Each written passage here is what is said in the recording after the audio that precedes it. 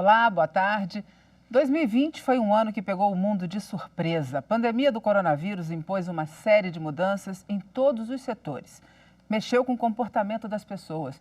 Com o Poder Judiciário não foi diferente. No primeiro momento, audiências e julgamentos foram suspensos, mas em pouco tempo tudo voltou ao normal, mas de um jeito diferente, por videoconferência. E o Supremo Tribunal Federal se tornou a Suprema Corte que mais decidiu questões relativas à Covid-19. 2021, mesmo com a esperança da vacina, ainda deve ser um ano difícil. Os desafios são grandes também para a Justiça. Para falar sobre as prioridades do Poder Judiciário para o ano que vem e fazer um balanço dos 100 dias à frente do STF e do CNJ, nós conversamos agora com o presidente do Supremo Tribunal Federal e do Conselho Nacional de Justiça, ministro Luiz Fux. Guilherme Menezes me acompanha nessa entrevista. Boa tarde, ministro. Boa tarde, é um prazer estar aqui. Boa tarde, Guilherme. Boa tarde, Marilúcia. E antes de começar, eu gostaria de esclarecer que para que essa entrevista pudesse ser realizada dentro dos parâmetros de segurança sanitária por causa da Covid-19, nós tomamos todas as providências necessárias. O distanciamento entre nós e todos os operadores de câmeras e auxiliares que estão trabalhando aqui dentro do estúdio estão usando máscaras. Nós também deixamos as portas abertas do estúdio para possibilitar a ventilação natural. E como vocês viram logo no início, tanto o Guilherme quanto o ministro Luiz Fux ficaram aqui até o último minuto com a máscara, não é, ministro? É importante, né, que nós nos preservemos e sem prejuízo consigamos realizar o nosso trabalho. E é assim que as indicações do Ministério da Saúde foram cumpridas. Foi muito interessante porque nós conseguimos realizar o trabalho com excelência e sem prejuízo com todos os cuidados que são necessários até hoje. Exatamente. Então, vamos começar. Ministro, o senhor é uma pessoa que tem uma vida longa no meio jurídico, são mais de 40 anos de experiência. O senhor começou na advocacia privada, o senhor passou pelo Ministério Público, o senhor foi juiz no interior, o senhor foi juiz no Tribunal de Justiça do Rio de Janeiro, veio para o Superior Tribunal de Justiça, há 9 anos ministro aqui no Supremo Tribunal Federal e agora assumiu a gestão, a presidência do Supremo Tribunal Federal e também do Conselho Nacional de Justiça. Ou seja, o senhor conhece praticamente todas as pontas do judiciário, todos os lados, né? O que essa sua experiência, o senhor diria que possibilita uma melhor gestão dentro aqui do Supremo? Bom, Marilúcia, né, Marilúcia? Na verdade, essa sua pergunta me impõe um mergulho no meu passado, né? Fui do interior até a capital e agora aqui no Supremo Tribunal Federal. A carreira da magistratura, ela é muito interessante, ela foi muito bem sintetizada por um professor que estudava as estatísticas da justiça, o quanto ela demorava, o quanto ela custava. O professor Mauro Capelletti, ele dizia, a justiça é a ponte por onde passam todas as misérias e todas as aberrações. E é verdade, o juiz de carreira ele tem um contato muito imediato com o povo. Ele vive as agruras do povo, principalmente no início de carreira, em que a gente é deslocado para uma comarca do interior com competência múltipla. O juiz do interior ele faz todas as matérias, trabalha em todas essas matérias. Então, isso acrescenta muitíssimo, porque dá ao juiz um conhecimento interdisciplinar. Por outro lado, a carreira ela progride e leva o juiz ao tribunal. E aí você aprende a trabalhar num colegiado. E aí adquire a experiência dos colegas mais antigos. Por outro lado, na vida do juiz é a vida da aplicação do direito, não pura e simples. Às vezes, ponderamos os interesses. Temos que fazer escolhas trágicas, problemas de toda ordem. Então, essa experiência passada, ela acrescenta muitíssimo, porque o juiz de carreira senta pronto numa cadeira do Supremo Tribunal Federal. Principalmente também, não só pela experiência dos anos transcorridos, mas principalmente porque também trabalhou em colegiado, aprendeu a discutir e aceitar o dissenso, respeitar o ponto de vista do outro colega e tentar, de alguma maneira, colaborar para que haja um resultado satisfatório para a sociedade. Ministro, quando o senhor assumiu no seu discurso de posse, o senhor elencou 5 temas prioritários. Eu queria que o senhor explicasse cada um deles e por que cada um deles é importante. Então, se a gente pudesse começar o primeiro, a gente falaria o quê? Direitos humanos e meio ambiente. Pois bem, Maria Lúcia, veja o seguinte, a Constituição Federal, ela é uma Constituição moderníssima e ela é mais moderna e ela é mais evoluída, no meu modo de ver, do que todas as Constituições do mundo. Surgiram muitas críticas no sentido que ela era uma Constituição analítica, invadia vários espaços, mas, na verdade, a Constituição Federal de 1988, ela é belíssima, não só nos valores morais, como também nas razões públicas que ela elege. E com relação a esses valores morais, eles estão muito encartados na defesa dos direitos da personalidade, da dignidade da pessoa humana. A dignidade da pessoa humana, pela Constituição, é um dos fundamentos da República. Então, o ser humano passou a ser o centro de gravidade da ordem constitucional. Ele ilumina o universo jurídico. Então, os direitos fundamentais, os direitos humanos, porque os direitos fundamentais nada mais são do que os direitos humanos internalizados pela Constituição Federal. Eles são muito importantes, porque se existe uma função precípua do Supremo Tribunal Federal, é exatamente a função de tutelar esses direitos da igualdade, da liberdade de crença, esses direitos da igualdade em razão das opções que a pessoa faz, a cor da pele, que debaixo dela o sangue que corre é da mesma cor, da igualdade. Então, os direitos humanos, no meu modo de ver, digamos assim, representam o primeiro norte de uma tutela constitucional. Recentemente, tivemos uma interação com o Comitê Interamericano de Direitos Humanos. Eles ficaram muito impressionados com a quantidade de questões relativas aos direitos humanos que o Supremo Tribunal Federal julgou e que eu acho que são exatamente questões constitucionais que se encaixam bem na competência de um tribunal constitucional. Então, os direitos humanos foi assim meu primeiro eixo de nós aprimorarmos todas as questões relativas à não discriminação, ao princípio da igualdade, ao princípio da dignidade dos seres humanos em geral, a dignidade, inclusive, a integridade física e moral do preso, as pessoas carentes, que hoje estamos assistindo esse flagelo pelo que elas passam.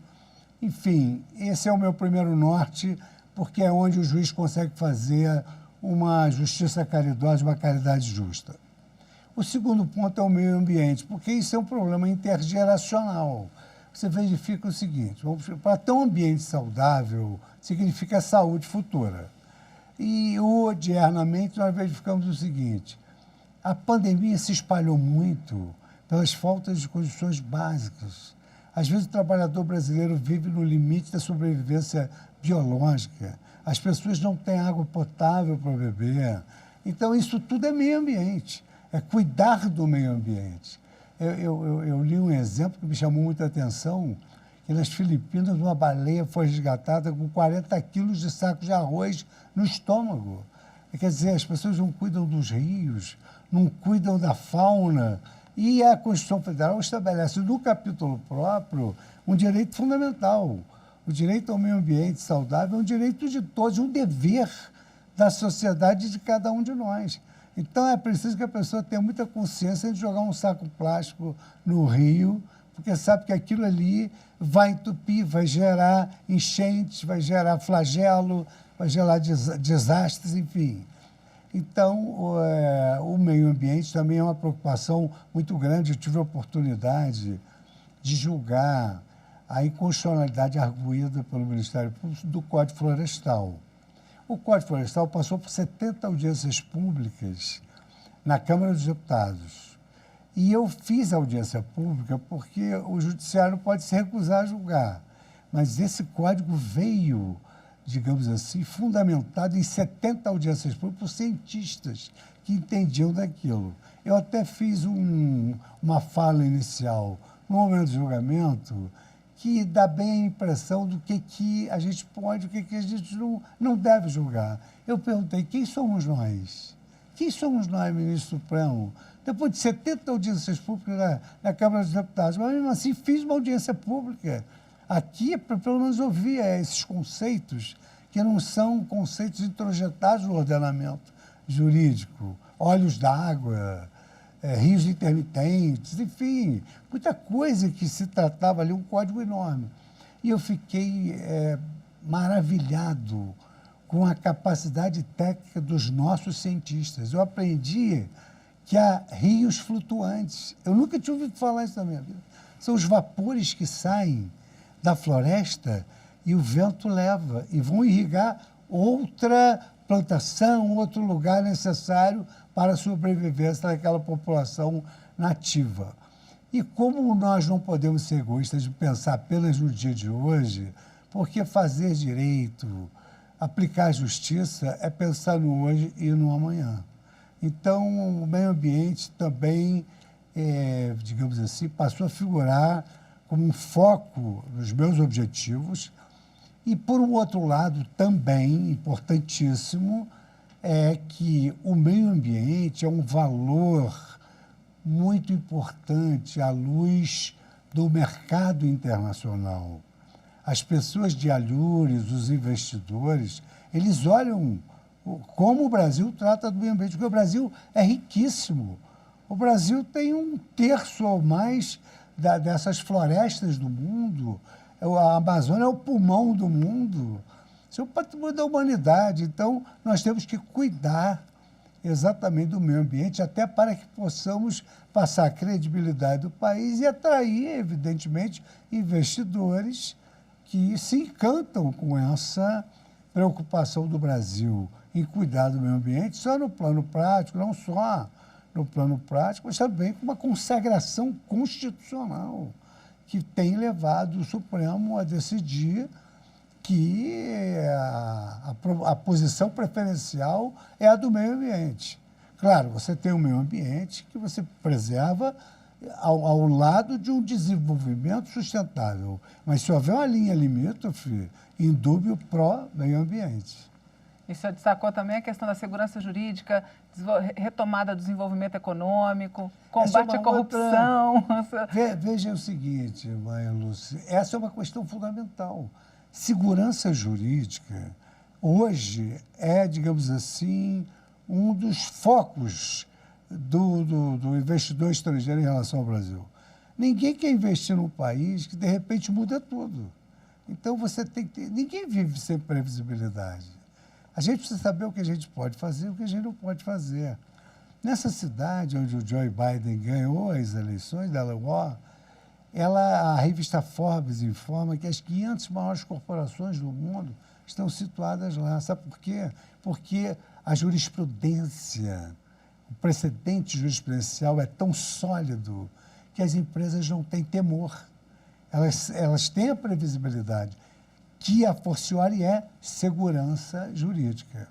Agora, nesse particular, nós não podemos ter nenhum tipo de baixa estima. O Brasil, desde a edição do Código de 2015, que entrou em vigor em 2016, estabeleceu a regra, digamos assim, do precedente obrigatório. Nós que éramos uma família romano-germânica, da civil law, passamos a ser, nesse particular, pertencentes a uma família anglo-saxônica da common law. Então, o precedente, ele cria essa segurança jurídica e, ao mesmo tempo, evita erros judiciários, permite que as partes façam um acordo e saibam se tem razão ou se não tem razão. Então, eu acho que a segurança jurídica hoje é um reclamo. Não só a segurança jurídica jurisprudencial, mas também a segurança legal. Ou seja, orgia legislativa deslegitima a ideia de lei. A cada dia, 5 leis diferentes. Haja conhecimento enciclopédico. Nós, juízes, temos que ter conhecimento enciclopédico. Não podemos negar a aplicação da lei alegando desconhecê-la. Nós temos mais ou menos 14 mil leis. Transformando em incisos e artigos, temos milhões de leis. E o juiz tem que ter esse conhecimento enciclopédico, além de não poder dizer que não conhece o direito para aplicar. Ninguém pode dizer. Quer dizer, ninguém se escusa de cumprir o direito alegando que não o conhece. Então, a segurança jurídica, no meu modo de ver, hoje está na primeira linha digamos assim, na primeira linha das nossas preocupações. O senhor destacou também a questão do combate à corrupção, lavagem de dinheiro. No discurso, o senhor falou que é o flagelo da população brasileira, deixa muita gente sem atendimento de saúde, passando fome. Isso, Maria Lúcia, significa o seguinte: eu tenho a impressão de que corruptores e corruptos nunca tiveram na mente o fato de que não é só a maximização da renda deles através da corrupção. A corrupção rouba, e rouba saúde, rouba saneamento, rouba hospitais, rouba alimentos, porque esses desvios são absolutamente inaceitáveis. E o Supremo Tribunal Federal deu um belo exemplo do Mensalão, está dando um belo exemplo do Petrolão. Nós não podemos ter retrocessos nesse particular, porque aqui é uma questão muito interessante, porque as mãos limpas da Itália, elas focaram os corruptos. Aqui, a Operação Lava Jato, ela focou os corruptores. E, através de instrumentos do sistema anglo-saxônico, teoria dos jogos, delação premiada, acabou pegando também os corruptos. Mas a verdade é que a corrupção, ela afasta o Brasil do mundo. E nós temos de cada vez mais alcançar um patamar de percepção exata da corrupção. Eu, particularmente, sou um brasileiro que amo o meu país e acredito que o Brasil não volta a ser o que era. E nós temos o dever de lutar para que ele não volte a ser o que era. E como é que a gente luta por isso? Leis rigorosas, também jurisprudência íntegra, coerente e estável, uma imprensa livre, investigativa, que é importante, porque o que ocorre? Às vezes a dissuasão se dá no âmbito da economia comportamental. As pessoas não querem ter execração pública, mas se elas não querem ser execradas publicamente, que não façam. Exato. Eu assisti um evento em que sobre fake news, e aí o entrevistado disse assim: por falar em fake news, eu hoje fui vítima de uma fake news. Que saiu um inquérito que eu estou respondendo, e eu fui ver, não, ele estava respondendo ao inquérito. Ele imaginou que fake news é uma notícia que faz mal, mas não é isso. Fake news é uma notícia que degrada sem fundamento. É outra coisa completamente diferente. Então, o combate à corrupção tem de ser meta prioritária também. Eu acho que são todas metas coexistenciais. Segurança jurídica, combate à corrupção, meio ambiente, direitos humanos. É assim que um país se impõe perante o mundo. E nisso daí, o senhor elencou também a questão do investimento em tecnologia, para tornar a justiça cada vez mais digitalizada, para facilitar também a vida do cidadão. Até você tocou num ponto, quando nós começamos, que apesar da pandemia, nós tivemos uma produtividade excepcional.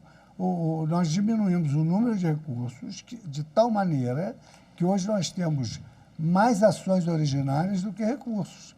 Agora, isso foi importante, isso foi possível através da tecnologia.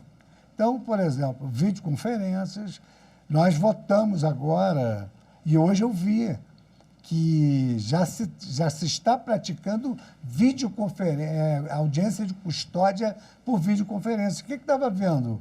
O preso não realizava a audiência de custódia por videoconferência porque havia dúvidas sobre se ele não sofrera determinado tipo de tortura. Então, nós, lá no CNJ, criamos o seguinte: para fazer audiência de custódia com videoconferência, o preso tem que ser filmado chegando na sala. Depois, antes de entrar na sala, ele tem que ser examinado por um médico. Depois, ele entra na sala, pode levar defensor e Ministério Público. E tem de ter uma câmera que pegue 360 graus. tem desculpa, não tem desculpa, como... tem que fazer vídeo. E agora já estão fazendo essa audiência de custódia por videoconferência, porque os presos ficavam 6 meses esperando um habeas corpus para tentar encontrar o juiz. E agora nós conseguimos isso no CNJ. O CNJ, digamos assim, é um bom coadjuvante do Supremo, porque o Supremo julga razões públicas e valores morais, e o CNJ implementa políticas públicas. Então, é uma parceria muito boa. E ela é tanto melhor na medida que o presidente do Supremo é presidente do CNJ também. Então, é possível levar nossas ideias aqui para o julgamento e lá para o CNJ, sendo certo que aqui cada ministro tem, evidentemente, independência jurídica, que tem de ter independência jurídica. Ministro, o senhor se preocupa também com o fortalecimento da chamada vocação constitucional do Supremo. Isso. Por que essa preocupação? Essa preocupação é o seguinte, essa preocupação se dá porque o Supremo Tribunal Federal ele sofre de uma doença. Qual é a doença? Uma epidemia de uso promíscuo da Corte Constitucional. Eu, por exemplo, eu não entendo como é que compete ao Supremo Tribunal Federal julgar a aposentadoria de funcionário. Eu não entendo como é que cabe ao Supremo Tribunal Federal julgar procedimentos disciplinares e administrativos de servidores, ou mesmo de magistrados, ou mesmo, quer dizer, há atos que poderiam perfeitamente tramitar pela Justiça Federal. Até o STJ. Até o STJ, com base na legislação constitucional. Se tiver um problema constitucional que fixe uma tese para o Brasil todo, eu até aceito, acho que esses recursos representativos, controvérsia e repercussão geral, vale a pena. Como se, por exemplo, discutiu questão de segunda instância, questão de legitimação da união afetiva. Às vezes, um processo particular, ele faz que surja uma tese.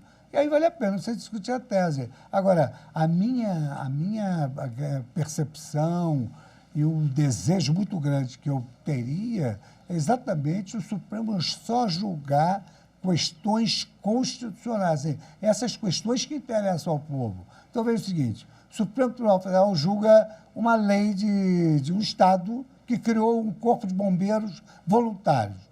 Eu acho que isso não devia passar por aqui. E ela julga essa vacina obrigatória. O que é mais importante? A vacina obrigatória, porque dá segurança ao povo sobre como ele deve agir. Isso é uma decisão que tem uma difusão necessária. Agora, julgar se o Estado de Santa Catarina podia criar um corpo de bombeiros voluntários, isso deveria ser em outro lugar. E outra coisa, eu entendo que no nosso país falta um contencioso administrativo com força de coisa julgada administrativa. E uma ideia bem longínqua, mas estou na TV Justiça, estou na minha casa, posso lançar, seria um controle prévio de constitucionalidade, porque evitaria crises institucionais. O parlamento tem sensibilidade aguçada quando o Supremo Tribunal Federal recebe uma lei da Casa do Povo e declara inconstitucional por falta de razoabilidade ou porque viola princípios ou regras. Mas essa é a nossa função. Mas isso, às vezes, cria crise institucional, porque eles acham que estavam certos ao editar aquela lei e o Supremo vem e nulifica a lei. Mas não há nenhum desrespeito nem falta de deferência. Essa é a nossa função constitucional, não podemos abrir mão dela. Ministro, eu queria retomar aquela questão tecnológica. O senhor tem o objetivo de transformar o Supremo numa corte digital. 100%. Constitucional digital. Em que pé está o Supremo nesse aspecto, a justiça como um todo, né? E o mais importante, o que a sociedade ganha com isso? Pois é, veja o seguinte. Havia um professor antigo, eu gosto muito dos antigos, eles eram sábios. Os novos também são, mas os antigos tinham mais tempo. Então, o professor Hans Kelsen dizia o seguinte: a justiça é o maior sonho da humanidade. Quer dizer, os homens sonham com uma justiça que seja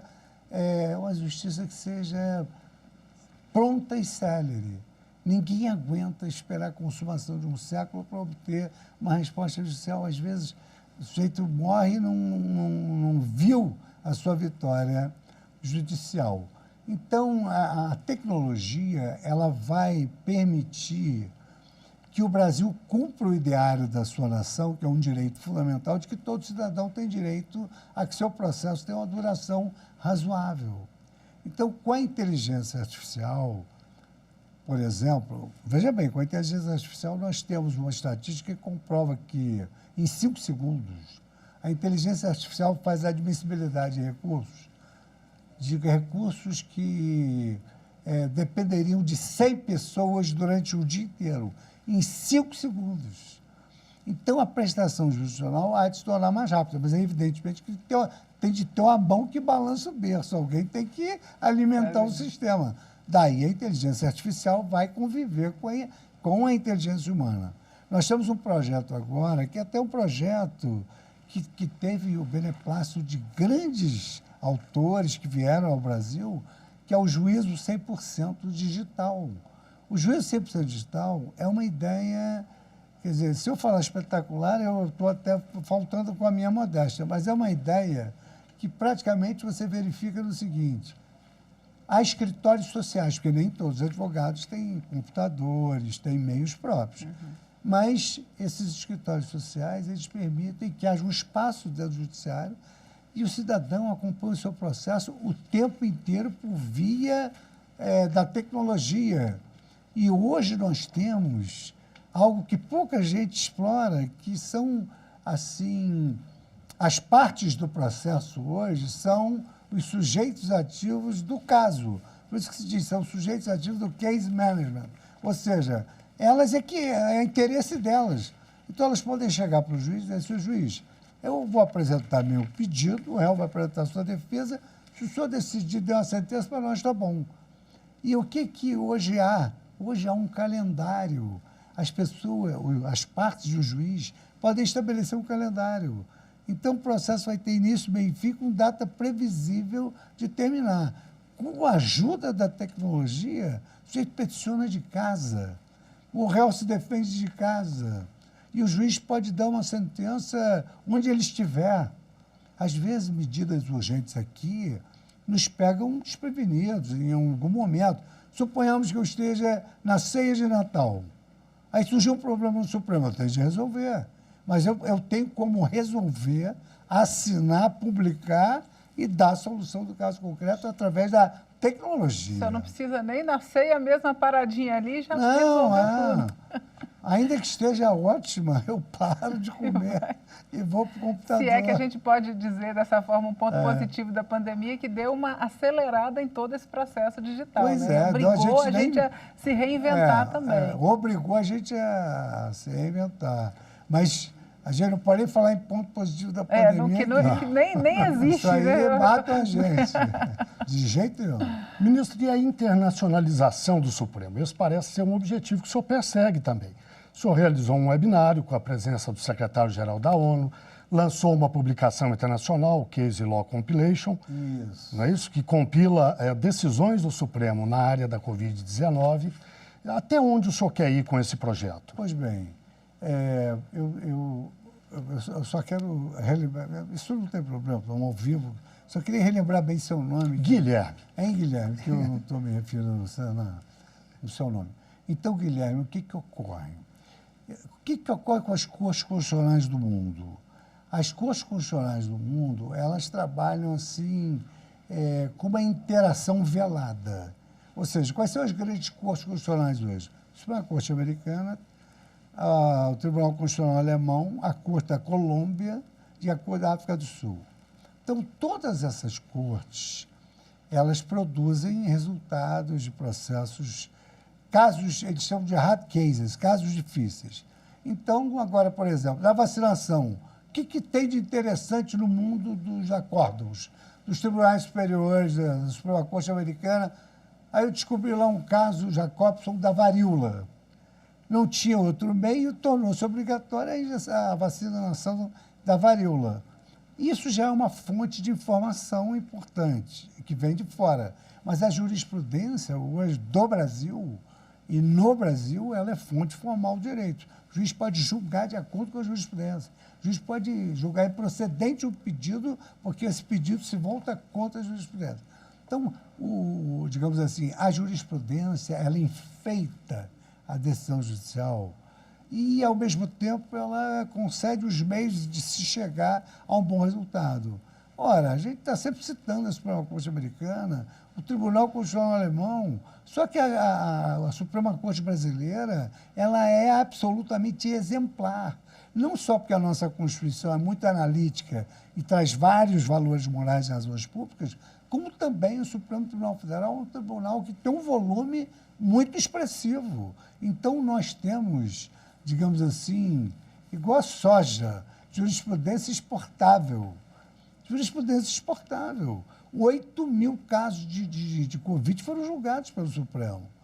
Então, nessa interação que tivemos com a Corte Interamericana nos 10 anos de comemoração dos direitos humanos, nós tivemos um debate interessante que eles ficaram maravilhados como a jurisprudência brasileira conseguiu, num ano desses, com pandemia global, desenvolver teses importantíssimas e que vão valer para todos eles sobre a pandemia, sobre o Covid-19. Então, você veja, competência dos estados, faz ou não se faz lockdown. Um caso interessantíssimo, aferir o número de contaminados pelos catálogos, pelas telefonias, aquilo era uma invasão de privacidade.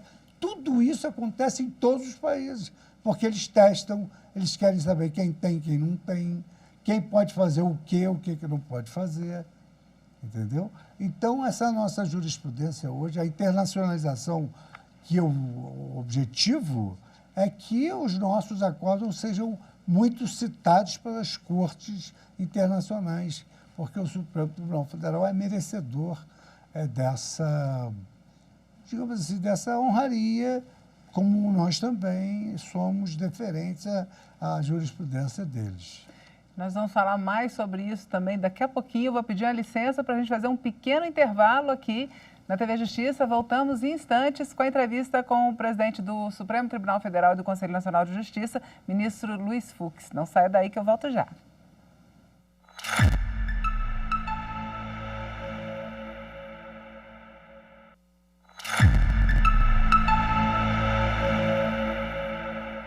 E nós voltamos a conversar com o presidente do Supremo Tribunal Federal e do Conselho Nacional de Justiça, ministro Luiz Fux. Lembrando que essa entrevista também está sendo transmitida simultaneamente pela Rádio Justiça e pelas redes sociais do Supremo, da TV Justiça e do Conselho Nacional de Justiça.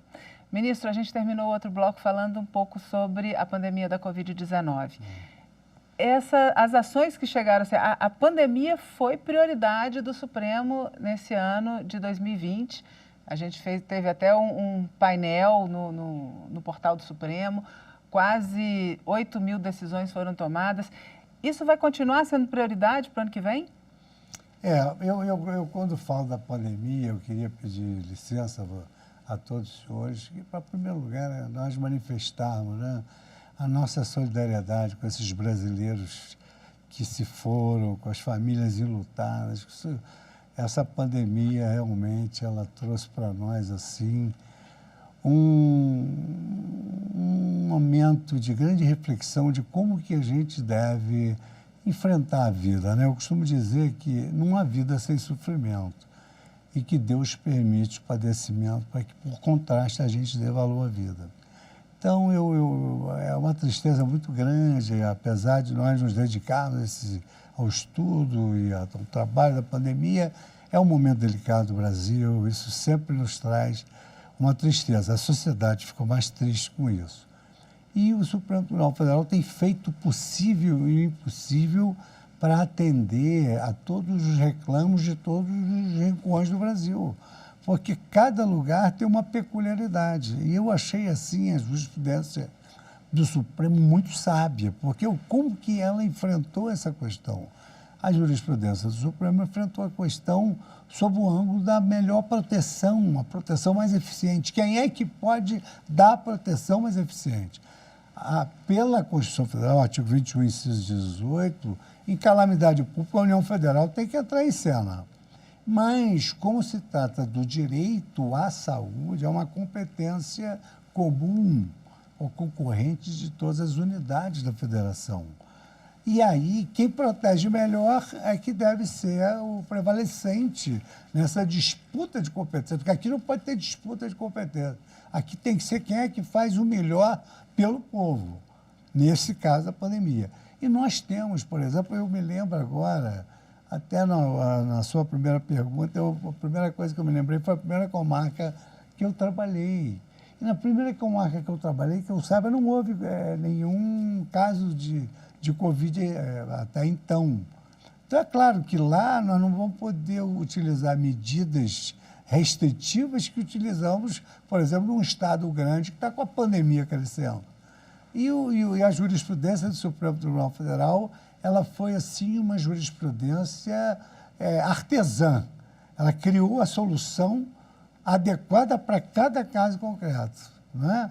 Então, foi uma solução artesanal. A jurisprudência trabalhou assim como aquele costureiro que faz algo sob medida. Para vocês é isso, para outros é aquilo.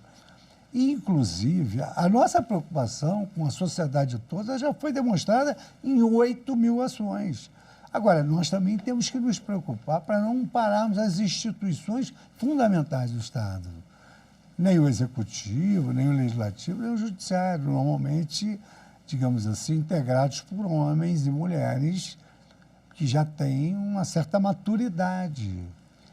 Bom, e aí o que nós fazemos? Nós, por exemplo, fizemos de toda forma delicada, ética, um pedido dentro das possibilidades, quando todas as prioridades forem cumpridas, de que também os tribunais superiores que precisam trabalhar em prol da Covid tenham meios para trabalhar. E para isso precisa vacinar.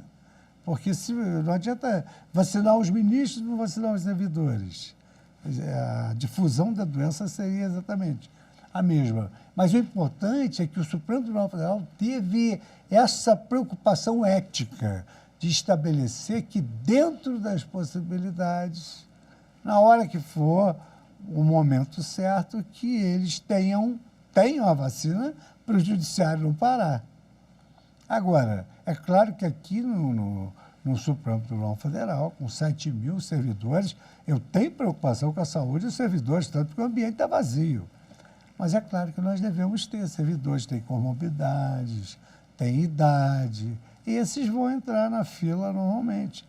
E nós vamos esperar a nossa vez, e enquanto não chega a cura da nossa doença, nós vamos, ou da potencial possibilidade de contrair a enfermidade, nós vamos trabalhando em prol das pessoas que sofrem e que têm esperança de viver. Ministro, em 2020, o Supremo foi chamado a tomar decisões sobre políticas públicas definidas pelo Executivo e que eram contestadas pela sociedade. Coisa semelhante se repete também na área do Legislativo. Afinal, como é que o senhor avalia o relacionamento entre os três poderes nesta gestão do senhor? Guilherme, nós vivemos num Estado democrático de direito. Então, o Estado é democrático porque a instância hegemônica é o parlamento. E é um Estado democrático de direito porque é um Estado que vive sob o prisma da legalidade, certo? Pois bem, então cada poder tem a sua competência. Qual é a heterodoxia, a normalidade que se tem verificado? É que temas que são da competência dos demais poderes vêm recair no judiciário quando há, entre os players lá deles, um desacordo. Isso se explica, filosoficamente, pelo seguinte: você não tem governo de juízes. Os juízes não são eleitos. E os juízes não devem nenhuma satisfação ao eleitorado. Eles são independentes. Então, o que tem ocorrido é que problemas que são políticos vêm desaguar no judiciário. A Suprema Corte Americana tem um instrumento em que ela repudia o que ela não deve julgar. O Supremo Tribunal Federal tem uma Constituição que afirma nenhuma lesão ou ameaça de direito deve escapar ao judiciário. Mas isso é preciso ser entendido de uma forma razoável, porque eles estão transformando o Supremo Tribunal Federal numa jurisdição consultiva. Às vezes não houve problema nenhum. E eles perguntam, Supremo, nós podemos fazer isso? O Supremo Tribunal Federal não serve para prestar atividades acadêmicas, nem consultas. Isso aqui é para resolver problema existente, já que não existe controle prévio de constitucionalidade. Então, muitas vezes, esse protagonismo judicial que o próprio Supremo acabou aceitando, porque ele entendeu que uma vez provocado tem que dar uma resposta, acabou sendo muito nocivo para a imagem do Supremo. Questões inerentes ao parlamento. Quem tem que decidir qual é o melhor código florestal é o parlamento. Quem tem que decidir se homem e mulher podem casar ou se homem e homem podem casar é o parlamento. Quem tem que pagar o preço social dessas decisões é o parlamento e não o Poder Judiciário. Tem que botar no nosso colo isso. E aí a gente acaba absorvendo problemas alheios, damos soluções que às vezes não são soluções aceitas pela sociedade. Então, hoje vivemos um momento de conservadorismo. Mas a Constituição é de 1988, ela é pós-positivista. Ela é uma Constituição que não admite discriminações, ela não admite uma série de estratégias conservadoristas que hoje não tem lugar. E o Supremo é guardião da Constituição, tem que fazê-la cumprir. E quando dá a resposta judicial à luz da Constituição, aí o preço social que o parlamento não paga, o judiciário paga. Então, eu vou te dar um exemplo. A Constituição foi um dos únicos casos que eu me lembro, que eu já agora, eu estou já com mais 9 para 10 anos no Supremo Tribunal Federal, foi um dos poucos casos que eu vi julgar unânime, e é natural isso. Quando criticam a Suprema Corte brasileira, dizem, só dá 6-5, é porque não olham para a Suprema Corte americana, porque lá são 9, dá 5-4. Lá é 5-4, aqui é 6-5, é exatamente a mesma coisa. Porque cada um tem uma formação jurídica, cada um tem a sua independência. Então, os julgados são de acordo com a filosofia jurisdicional e constitucional que cada um tem. Então, esse protagonismo judicial, ele foi muito ruim para o Poder Judiciário, porque transformaram o Poder Judiciário numa função de jurisdição consultiva constitucional. Qualquer problema que surge lá, eles não resolvem na sede própria, na arena política própria. Vamos ao Supremo. E aí vem ao Supremo questões que acabam criando desgaste entre as instituições. Então, por exemplo, recentemente nós tivemos o caso da reeleição. Isso era para ser resolvido numa emenda constitucional. Se as pessoas lá tinham tanto desejo de que aquelas pessoas fossem eleitas, uma emenda constitucional. Recentemente, uma ação declaratória com uma liminar combatendo a ficha limpa. Isso está dentro da independência jurídica do magistrado. Só que aqui é diferente. Aqui, por exemplo, o magistrado, aqui nosso ministro, o novo ministro Nunes Marques, dentro da sua independência, deu uma decisão entendendo que era excessivo aquele prazo de inelegibilidade. E isso, digamos assim, é uma questão que a própria lei poderia resolver, a lei da ficha limpa, só que essa lei da ficha limpa tem a virtude de ter sido uma lei de iniciativa popular. Pois bem, ele deu a liminar. Só que agora ele proferiu uma liminar que ela é passível de um recurso que só ele pode julgar. Entendeu? As pessoas às vezes imaginam o presidente do Supremo Tribunal Federal pode tudo. Não, não pode tudo. Ele pode muito, mas não pode tudo. E ele pode muito só no momento em que ele está sozinho, como agora que eu estou no recesso. Então, nesse particular, eu não poderia cassar a decisão dele, porque tem um recurso que entraram com o recurso e o recurso é dirigido ao relator. Agora, há casos em que as pessoas têm um instrumento próprio chamado suspensão de segurança, que vem para a presidência. Aí a competência é só do presidente. Quando eu recebo suspensão de segurança, eu vou com a minha independência, com a coragem, porque se o juiz que não tem coragem, as decisões vão valer tanto quanto ele valha, vou com a minha independência, com meus critérios de razoabilidade, vou e decido. Agora, quando a decisão compete ao relator, eu mando o processo para o relator. Mas o que se tem verificado é que se sacrifica o Poder Judiciário com questões que deveriam ter sido decididas em outras arenas.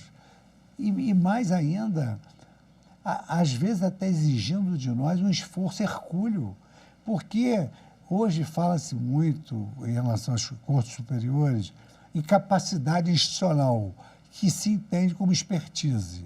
Então, por exemplo, uma criança, o Ministério da Educação estabelece, depois de estudos, que uma criança tem que entrar no colégio com tal idade. Eu não fiz pedagogia, eu não sei se isso está certo. Eu posso estar cometendo um grave erro se eu não tiver deferência a quem tem conhecimento. Então, acho que nós temos de ter uma cultura deferente no sentido de que, num Estado democrático, a instância hegemônica é o parlamento, mas ele tem de exercer os seus poderes e o judiciário só intervém quando o que eles produzem lá contravém as regras constitucionais. E aí nós assumimos uma posição contra-majoritária para declararmos a inconstitucionalidade da lei. Ministro, o CNJ, o Conselho Nacional de Justiça, tem lá um departamento de pesquisas que faz já há vários anos pesquisas muito consistentes sobre a atuação do judiciário, a composição do judiciário. E as pesquisas sempre constatam que a participação de mulheres e negros no judiciário ainda é muito aquém do desejável. Como é que se pode mudar isso de fato? Isso é uma bela pergunta sua, Guilherme, que toca num ponto que é nuclear para nós, porque vivemos num país em que a Constituição Federal, sob a proteção de Deus, promete uma sociedade com erradicação de toda e qualquer desigualdade, uma sociedade solidária, uma sociedade justa. E para que ela seja uma sociedade justa, ela não pode ser uma sociedade que conviva com a discriminação. Então, realmente, o CNJ tem políticas magníficas de proteção desse direito inalienável das mulheres. Eu costumo até brincar e dizer assim, os homens, coitados, ficaram enganados durante muitos anos imaginando que as mulheres eram sexo frágil. E agora nós descobrimos que nós é que somos. Então, na magistratura, por exemplo, 80% dos aprovados em concurso são as mulheres. Por quê? Porque julgar justiça é algo que não se aprende, é algo que se sente. E ninguém tem mais sensibilidade que as mulheres. Então, elas passam em 80% dos aprovados de concurso são as mulheres. E agora elas começam a ocupar lugares nos tribunais. Hoje os tribunais de justiça estão repletos de desembargadoras. Agora, o lado da mulher negra é um lado, digamos assim, ainda expressivo. O Brasil foi uma sociedade escravocrata, 400 anos de escravatura, lei do ventre livre, até que viesse a Lei Áurea, foi uma tortura. Eu, particularmente, vou dar aqui uma particularidade minha que é interessante, porque eu sou imigrante de romeno, tenho a pele branca e sou considerado o negro honorário número 1. Eu tenho esse diploma. Por quê? Porque eu lutei pela causa desses afrodescendentes. Eu acho que eles têm todo o direito. 50% da população brasileira é negra. Então, essas pessoas têm que ajudar a construir o Brasil. Não vai dar para construir o Brasil sem eles. Eles merecem essa chance, eles têm valor, eles têm expertise, eles têm inteligência, eles precisam de chance. E aí eu me lembro, a história das ações afirmativas dos negros, ela começa com o presidente Howard Johnson chegando numa formatura e no discurso dele ele pergunta assim, vocês acham que todos vocês vão ter as mesmas oportunidades? Isso, quer dizer, o sujeito quando pergunta, ele já sabe qual é a resposta, né? O Martin Heidegger dizia isso. Você, quando pergunta, já tem a intuição da resposta. E eles, principalmente, porque já sofrem no ensino fundamental, eles têm dificuldade depois de exercer essas atividades. O CNJ, como o César Guilherme destacou, tem uma política muito eficiente. Então, nós estabelecemos já agora cota para concursos cartoriais, cota para estágios. Essa era uma reivindicação do movimento negro, essa dos cartórios. Dos cartórios era. Eu era muito amigo do Abdias Nascimento, que era o grande teórico dessas questões. E depois veio o Frei Davi e o Zé Vicente. Hoje, o Zé Vicente e o Frei Davi, cada um com a sua característica, lutam pelas causas dos afrodescendentes. E cada um dando a sua perspectiva. O Frei Davi, ele luta para que os afrodescendentes ocupem lugares em todos os espaços, artístico, profissional.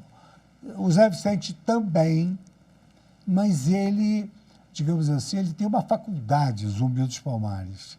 E ele, então, quer introjetar todos esses jovens no mercado profissional. Magistratura, defensoria, Ministério Público e também ambientes negociais. Ele também luta por isso. Então, eu acho que essa luta é justíssima. Sabe por quê? Porque isso aí chama-se resgate histórico. O Brasil está devendo isso. E a gente falando sobre os afrodescendentes, os negros, é a parcela da população também mais pobre, como a gente falou.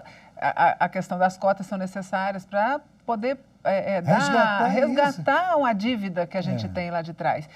E elas também, a gente pode dizer que são as grandes vítimas da corrupção. Eu fiz esse introito todo para a gente voltar a falar dessa questão da corrupção, de como, que é uma das suas prioridades na gestão dos próximos 2 anos. Como é que o senhor acha que o judiciário pode enfrentar esse problema, combater esse problema? Eu acho que o judiciário tem de ter, assim, uma jurisprudência muito rígida contra a corrupção, levando em consideração o que nós estamos vendo agora. A corrupção, ela desvia dinheiro de merenda, ela desvia dinheiro de respirador. A corrupção é genocídio camuflado, porque ela acaba levando a práticas que os próprios locais mais longínquos, de pessoas pobres, não têm condições de oferecer nada a essas pessoas. Eu nunca me esqueço que coisa lamentável. Logo que surgiu a pandemia, houve uma campanha para distribuição de água potável e sabonete para essas pessoas terem higiene, para não... Basta a água que elas bebem, para elas terem condições de não se contaminar. Então, você imaginou num país que você tem que fazer mutirão para dar sabonete e água potável? Está faltando muita coisa. Por isso é que eu sou entusiasta dessa política de aplicação dos recursos em infraestrutura. Por isso gera trabalho, o capital gira, negócios, empregos e mais saúde. Porque, evidentemente, que a infraestrutura vai melhorar as condições de vida dessa população. Ministro, eu gostaria de pedir que o senhor fizesse, nós já falamos tanto da atuação do Supremo durante a gestão do senhor, nos últimos meses, mas eu pediria uma análise um pouco mais completa, 2020 como um todo. Como foi a atuação do Supremo na avaliação do senhor? Bom, 2020, a gente podia dizer até 2020, o ano que não conseguiu começar, mas 2020. Em 2020, nós tivemos, assim, atuações humanas e atuações da Corte. Atuações humanas, uma gestão exemplar do ministro Dias Toffoli, magnífica. Ele viabilizou plenário virtual, videoconferência. Em segundo lugar, um lado bifronte, de alegria e de saudade. Eu pude conviver muito com o ministro Celso de Mello, um ícone, um magistrado. Olha, eu sou magistrado de carreira. Para mim, ele é o meu ícone. Ele é um homem que, tanto na profissão quanto nas atitudes humanas, ele tem tudo aquilo e muito mais do que o magistrado tem que ter. Ele tem muito mais do que a reputação ilibada e o notório saber. Ele é um homem que está acima de todos esses atributos. E a saudade é por não contar com ele na minha presidência. Eu elogiei o quanto pude, muito injustamente. Eu ligo para ele. Ele é bom conselheiro, bom amigo. uma cultura ímpar. Eu brincava, chamava ele de pendrive humano, porque ele senta para conversar com você, ele te fala de todos os fatos da humanidade na ponta da língua, além de ser um jurista equilibrado e um homem de uma urbanidade com os colegas. Eu nunca vi um ministro Celso de Mello dirigir uma palavra sequer que fosse um pouco mais agressivo com os colegas. Ele era, assim, um homem, como é que eu vou te dizer? Ele era um homem generoso, até quando as pessoas se excediam. Mas ele era, e não era gênero, e esse é ele, o ministro Celso de Mello. E agora, para substituí-lo, tivemos um novo companheiro, o Nunes Marques, está chegando agora, mas é um homem de bem, é um homem agradabilíssimo no contato. E você sabe, eu sou mais da harmonia. Eu quero todo mundo aqui cantando no mesmo tom, entendeu? E eu estou muito, sinceramente, sou juiz há 40 anos e apesar do ônus que representa, muito grande, né? O ônus da presidência desses dois órgãos, a responsabilidade que a gente está imbuído disso, eu nunca vivi um momento mais feliz da minha vida. E a gente estava falando da discriminação, o senhor tem o apoio de uma mulher, agora na vice-presidência, a ministra Rosa Weber. Ministra Rosa Weber, que é uma coincidência felicíssima, porque ela foi minha vice-presidente no TSE e agora é vice-presidente aqui, colaboradora, polida, inteligente, culta, simples, modesta. Ela tem tudo de bom. Que eu até tomo a liberdade de chamar ela de Rosinha. Eu tenho um carinho por ela muito grande. Ministro, para a gente encerrar essa conversa, o que o senhor diria, o que o cidadão brasileiro pode esperar da justiça em 2001? Eu acho que o cidadão brasileiro pode esperar da justiça em 2001. 2021? 2021. A gente estava com dificuldade em 2020. 2001 entrei. 2001 entrei. 2021. Não, entrei em 2011, né? 2001 foi a STJ. Foi. Em 2021, a gente pode esperar do Supremo essa luta incessante pela saúde do povo contra essa pandemia. Pode esperar um tribunal extremamente independente. Pode esperar um tribunal que vai trabalhar uma pauta econômica que valorize o trabalho humano e promova o desenvolvimento econômico e social do Brasil. E, acima de tudo, um tribunal que vai se guiar pelo mais alto valor da humanidade, que é o valor justiça. Valor pelo qual várias mentes privilegiadas lutaram, não é? De Platão a Kant. No Vaticano tem um afresco em que Platão aponta para o céu e Aristóteles para a terra, porque um acha que a justiça é inalcançável, é uma coisa divina, e Aristóteles mostra que é uma coisa da terra. E, na verdade, esse valor justiça ele é um valor importante. Então, o que se pode esperar é justiça da Suprema Corte. E eu me recordo que eu mencionei ele antes, o Kelsen, ele citou várias obras. Ele só estudava justiça, basicamente. Então, ele escreveu O Sonho da Justiça, A Ilusão da Justiça, O Império da Justiça, e antes de morrer, ele escreveu O que é a justiça? Então, ele dizia, o importante é não saber o conceito, o importante é não parar de perguntar. O Supremo Tribunal Federal não vai parar de perguntar qual é a melhor justiça para o povo brasileiro. Ok, ministro, agradeço a sua presença aqui, foi uma conversa agradabilíssima. Muito obrigado. Agradeço também a presença do Guilherme Menezes aqui com a gente e papo da gente com o ministro, com o presidente do Supremo Tribunal Federal e do Conselho Nacional de Justiça, ministro Luiz Fux, fica por aqui. A cobertura completa você vai poder ver daqui a pouquinho, às 6h30 da tarde, no Jornal da Justiça, segunda edição. Até lá, uma boa tarde.